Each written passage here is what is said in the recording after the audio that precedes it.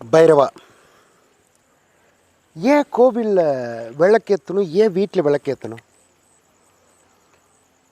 வீட்டில் ஏன் விளக்கேற்றணும்? கோவிலில் விளக்கேற்றணும்?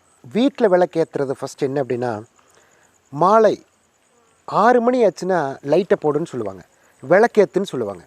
லக்ஷ்மி உள்ளே வர நேரம்.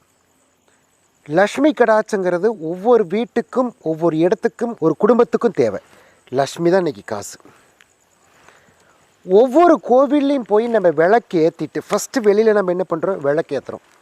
விளக்கு ஏற்றிட்டு சுவாமி போய் தரிசனம் பண்ணுற போது அந்த தெய்வத்தினுடைய கடைக்கண் பார்வை நமக்கு கிடைக்குங்கிறதுனால தான்.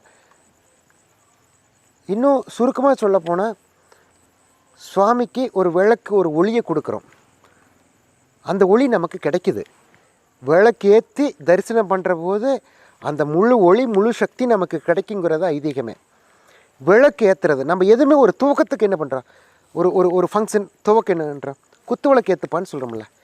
விளக்கு ஏற்றுறதுல அவன் மகிமை இருக்குது. யார் எங்கே போனாலும் எப்பவும் கோயிலுக்கு போங்க, கோயிலுக்கு போனால் ஒரு விளக்கு ஏற்றுங்க. நம்ம தென்னக காசி பைரவ திருக்கோவிலில் பார்த்திங்கன்னா, பைரவருக்கு ரொம்ப உகந்ததே தேங்காயில் விளக்கு ஏற்றுறது. தேங்காயில் விளக்கு ஏற்றுற போது முழு நிறைவான தெய்வத்தினுடைய கடாட்சம் நமக்கு கிடைக்கும். ஆயிரக்கணக்கான பேர் ஏற்றுவாங்க. சில அஷ்டமி நாள்லாம் பார்த்தா அந்த ஜோதியை பார்க்கலாம், நமக்கே அவ்வளோ ஒரு சந்தோஷமாக இருக்கும். அந்த ஜோதி எல்லாமே எரிஞ்சுக்கிட்டே இருக்கும். எவ்வளோ பேர் வந்து விளக்கேற்றுற அந்த ஜோதி முழுக்க பைரவருக்கு கிடைக்கிற போது அந்த அருள் நமக்கு கிடைக்குங்கிறத ஜோதின்னு சொல்கிறோம். அந்த விளக்கு ஏற்றி பாருங்கள். கம்பல்சரி கண்டிப்பாக எல்லோரும் கோவிலுக்கு போனீங்கன்னா விளக்கேற்றி தரிசனம் பண்ணுங்கள். அந்த விளக்கு ஏற்றுறதுனால முழு தெய்வத்தினுடைய கடாட்சம், கடைக்கண் பார்வை நமக்கு கிடைக்குங்கிறதா ஐதீகமே. வீட்டில் விளக்கேற்றுங்க. காலை ஏற்றினாலும் சரி, மாலை ஏற்றினாலும் சரி. ஆனால் கம்பல்சரி 2 நேரம் ஏற்றுங்கிறது எல்லாத்துக்கும். ஒரு விளக்கு ஏற்றி கையெடுத்து ஒரு நிமிஷம் சாமி கும்பிட்டு பாருங்கள்.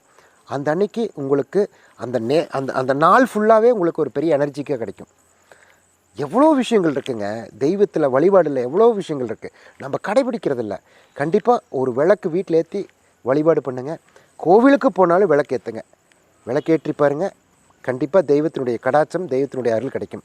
ஓம் பைரவாய நமக.